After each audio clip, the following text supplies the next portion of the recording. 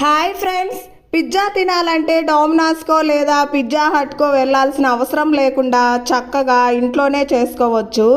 ఆంధ్ర స్టైల్లో పిజ్జా ఎలా చేయాలో చూడండి. ఇంట్లో ఉండే వాటితోనే చేస్తున్నాను.